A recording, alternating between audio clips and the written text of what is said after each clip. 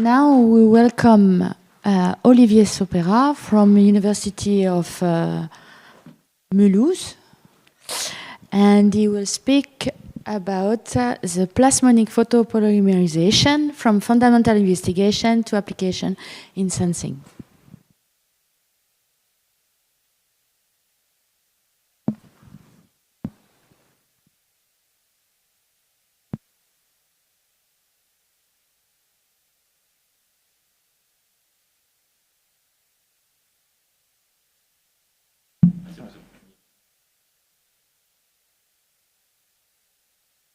Thank you very much for the kind introduction. So it's not easy to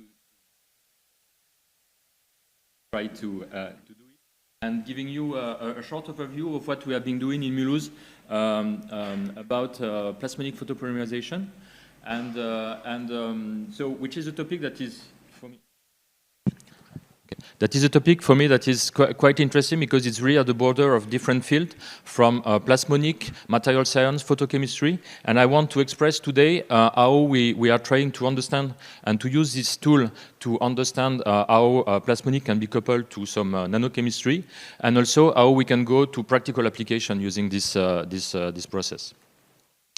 Using plasmon to induce chemistry at the nanoscale is not new, and there have been many examples in the literature in the field of energy, using a plasmon to start photocatalysis reaction for energy conversion, in environment also for CO2 reduction and the way to couple this CO2 problem, and also many applications in biomedical like photothermal therapy and drug release.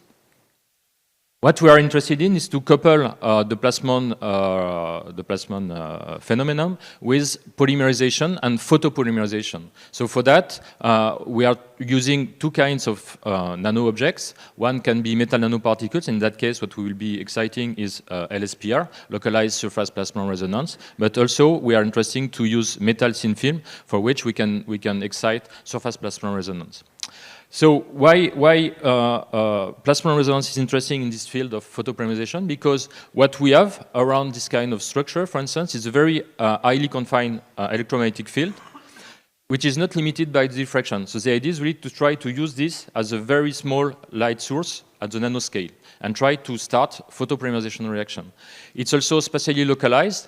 In this case, in this example, for instance, for spherical nanoparticles that is excited in linear polarization, you have the excitation in the direction of the polarization. So it's highly spatially localized. So that means that beyond the temporal and the chemical reaction that we can start, we will be also very interested to see spatially where the reaction is taking place. And also, the field is much enhanced around the nanoparticles in the resonance condition, so we can use really this energy to start new processes. And really, our objective here is really to use the near field as a nano source of light to start a polymerization reaction, and also to use it to probe the plasmonic response, and especially spatially. So to make the story very short, we can use three pathways to start the polymerization reaction, starting from a metal nanostructure. One is to excite hot carriers and then start redox reaction to make it simple.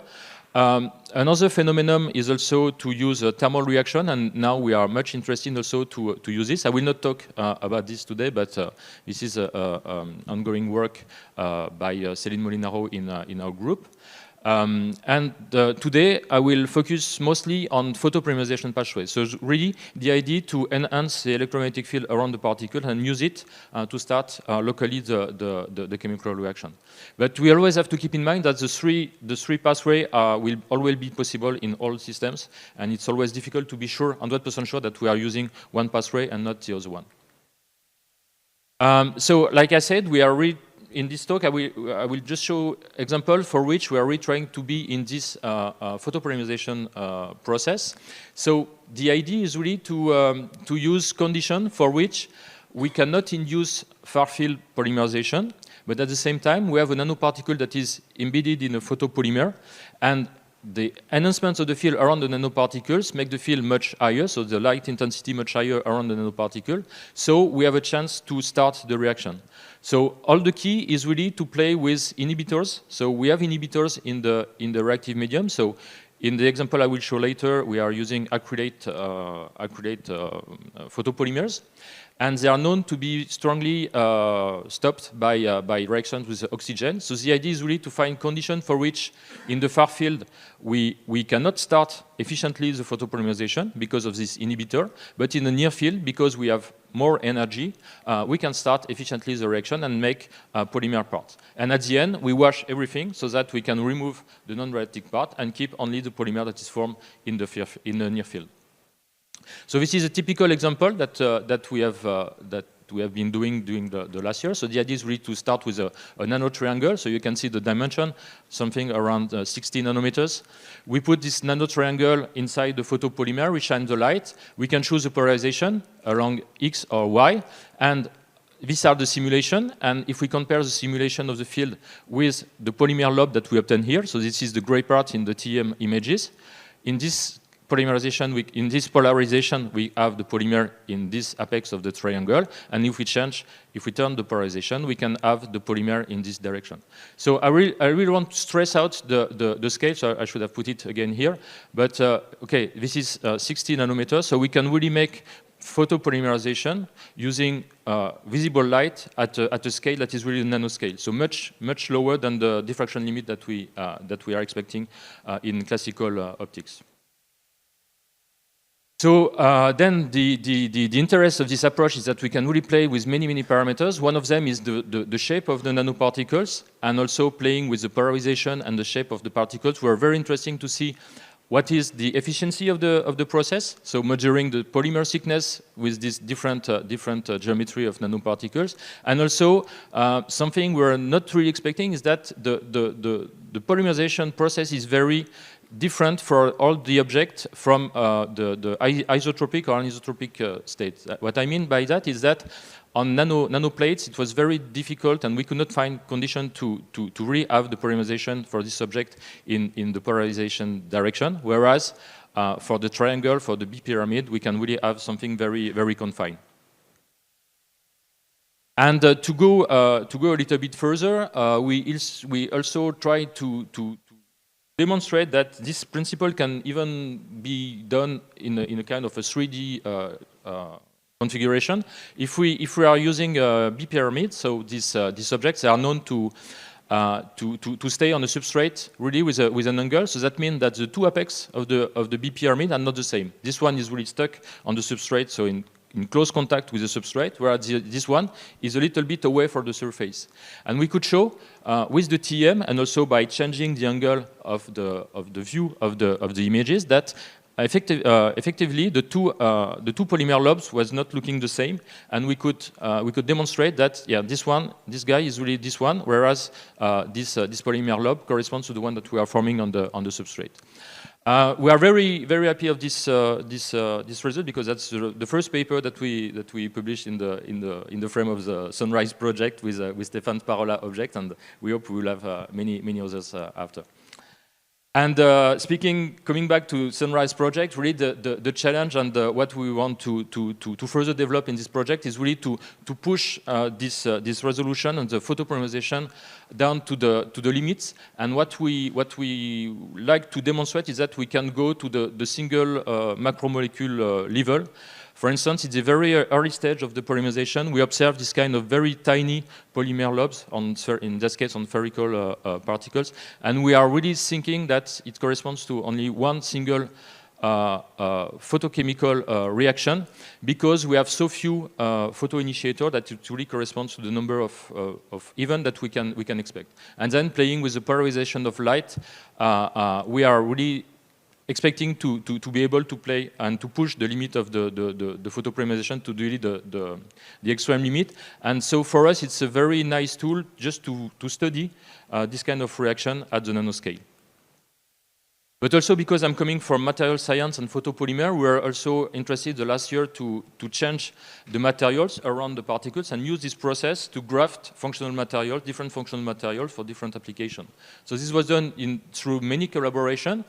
In this work, we were collaborating with people from macromolecular chemistry to show that we can use what we call living photopolymerization to make core shell structure with different shells, and using system that we can restart the polymerization for the surface in a second stage. So we make a first layer, and then we can make a second layer by grafting, covalently grafting the polymer on the object.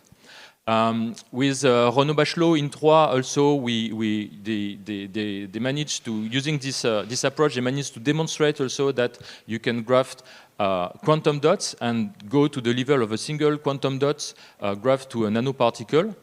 And that will bring me to the second part of the talk. We're also interested to graph functional material that could be used for sensing application. So the idea was really to try to couple these nanoparticles with what we call molecularly imprinted polymers. So these synthetic materials can really be considered as plastic antibodies, because the idea is really to mimic natural antibodies that you can find in the nature by replacing the amino acids by synthetic monomers, because you can find in this vinylic monomers the same kind of functional groups that you can have in amino acids. So the idea is really to build polymer that can have the same recognition function as proteins in the nature. So for that, what we do, we start with a template molecule that, for instance, I will show later examples. So usually it's an organic molecule. We bind this molecule with functional monomers to create a complex, and then we make the polymerization of this molecule around the molecule. And because we use reversible bonding between the molecule and the polymer, we can, at the end, extract the molecule and giving rise to the imprinted polymer, which is really a polymer with imprint at the nanoscale, at the molecular scale of the molecule that later we want to detect. Okay? So in this polymer, we really have this molecular imprint that will capture the same molecule if we are in contact again. So we can make this polymer, of course, by thermal processes, but coming from photochemistry, we adapted the process to make them by photochemistry. And of course, the idea later was to try to use the near-field photopolymerization to couple this material, this MIP, to nanostructure. So we did exactly the same as I shown before. So starting from metal nanoparticles covered by the photopolymer, we shine in conditions for which we can have only the optical near-field photopolymerization, so no near-field polymerization. So with that, we can really graft a very thin layer of the MIP, and at the end, we can rinse to remove the template molecule from the polymer and end with nanoparticles with this molecular imprint. So in this example, we started with methylene blue because it's very easy later to make CERS measurement and characterize the rebinding by CERS. We have this peak that is clearly correlated to the concentration of the methylene blue that we have in solution. So with the CERS measurement, we can really measure the concentration of the methylene blue molecule that we have in solution.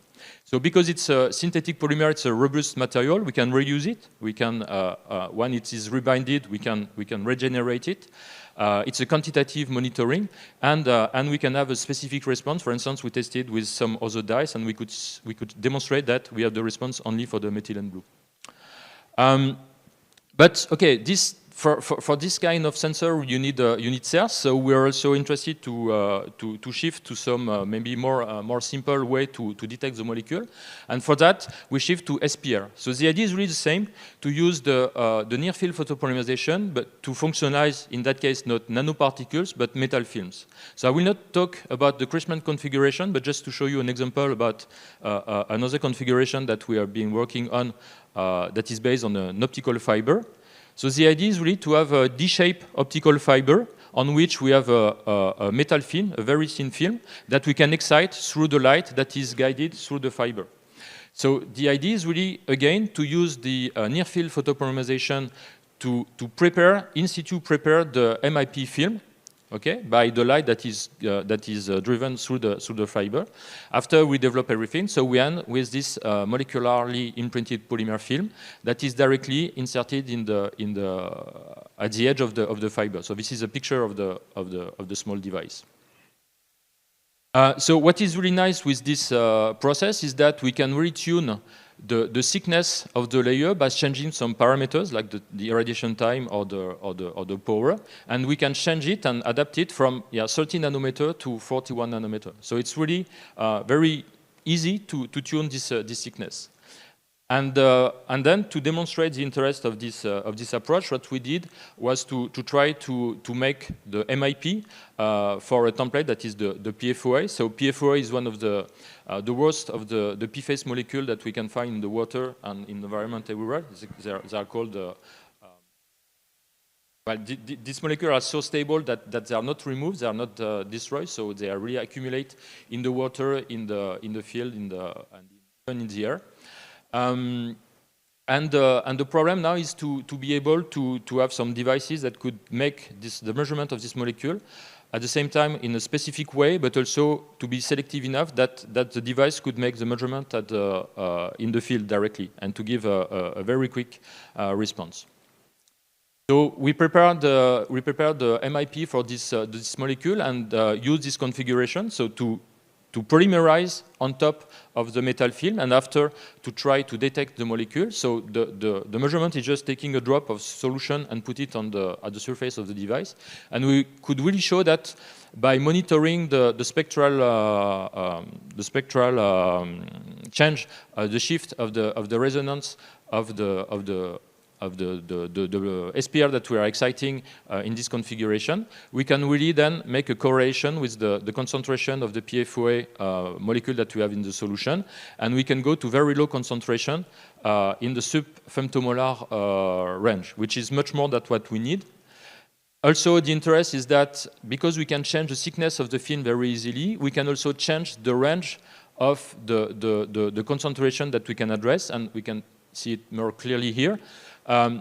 These three ranges are corresponding to different thickness, from 30 nanometer to 41 nanometer. Today, the regulation for the drinking water, for the water that we use, is there. So we are really in the middle of the regulation for the thickest device. But as we show here, if we decrease the thickness of our layer, we can really go to much higher resolution, which is a way to detect the PFAS in a much more advanced way in some environment or in industrial process.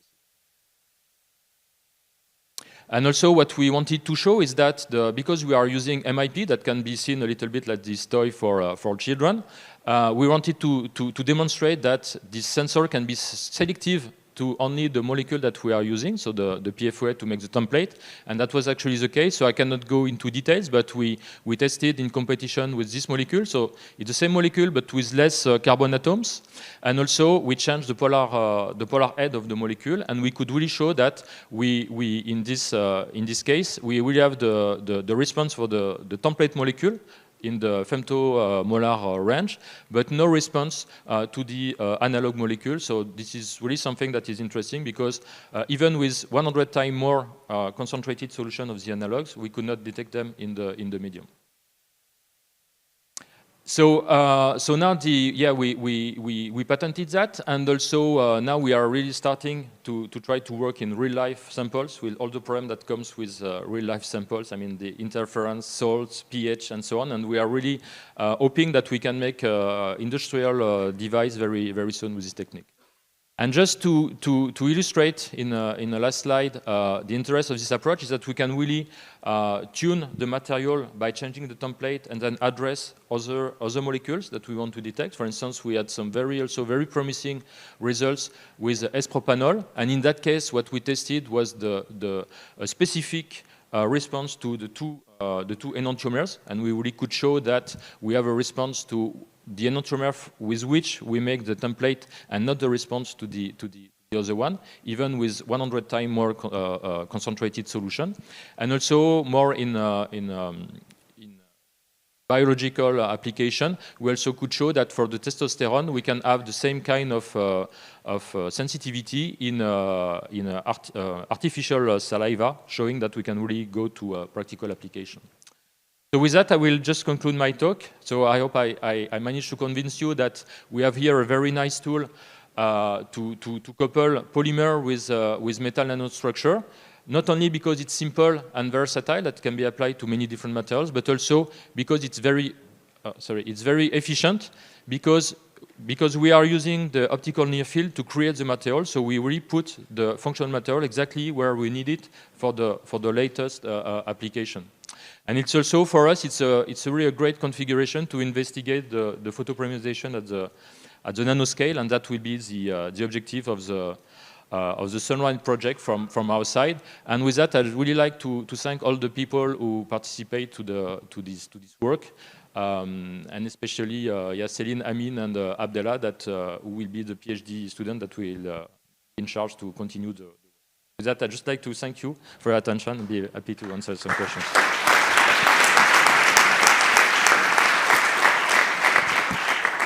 Okay, so we have a few minutes for some questions. Yes, Majid. Thanks for the nice talk. I was wondering, why do you use gold nanotriangles? There are identical silver nanotriangles with much sharper edges, i.e. higher fields, and it's cheaper. It's cheaper, but what we like with gold is that it's quite stable. And we don't really bother about the oxidation and the possibility to have silver oxide around the particle. So that's why we like gold, but we also play with other metals. Yeah, of course. Yeah. Thanks.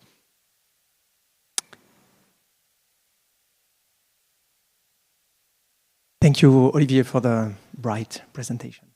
Actually, you showed very well this monitoring, sensing with your systems for PFAS or PFOA, for example. Is there any way to take advantage of photochemistry, not only for detection, but actually photo degradation at the same time, or something like this? That's something I already had in mind, because you could have a way to immobilize very specifically one molecule and then use the plasmon to try to destroy it. My only concern is to keep the polymer alive and not destroy also the polymer that is still an organic material. So you have to find a way to specifically kill the molecule that you have captured without damaging the selective layer.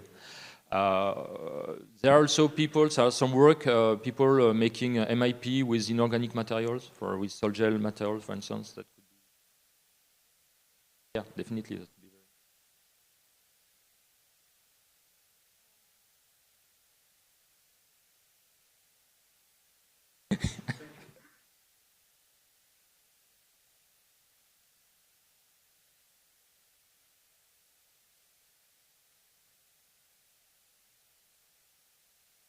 Polymerization, or just for the surface enhanced Raman scattering detection? Actually, we are using for both.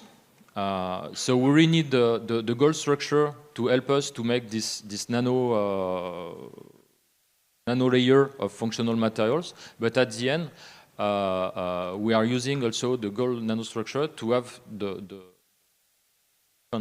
and because in this case, I'm wondering about the 40 nanometers of the polymer layer, because in the 40 nanometers, you don't have, let's say, enough distance for the field enhancement. Okay, the gold film. But that's typically the reason why the thicker MIP film will give the less sensitivity, because in that case we have more imprints, so we don't saturate so quickly the material, but then of course it will be less well coupled to the metal, so we have less sensitivity. And that's really by playing with this. The film thickness, we can really then adjust the range of concentration that we are addressing at the end with the sensor. I don't know if I respond to your question, but yeah, perfect. Thank you.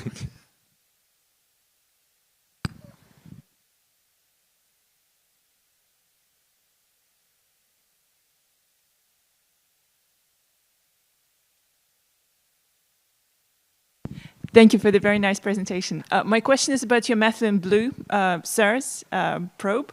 I wonder if your methylene blue still retains its photooxidizing, radical generation ability while it absorbs in a particle, and if there's some way to use it.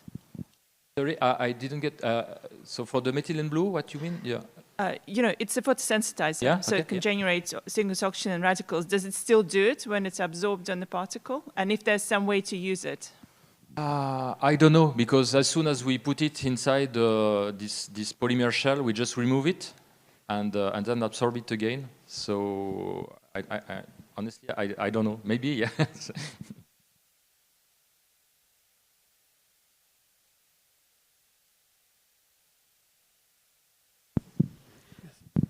Thank you for the talk. I was very curious about the results that were very low concentrations. Can you comment a little bit on the timescale of the response of your sensors? Yeah, I didn't mention that, but usually we have a kind of saturation after only a few tenths of seconds. We didn't optimize at all this parameter, but it's quite quick if we compare to some other configuration that we have with MIP.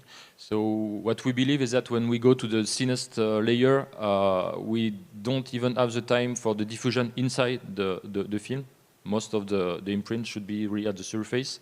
And so the equilibrium is done, very quickly with even very few molecules. But at the lowest concentration, we start to have some question about the time that you need to have enough molecules to riding. Yeah.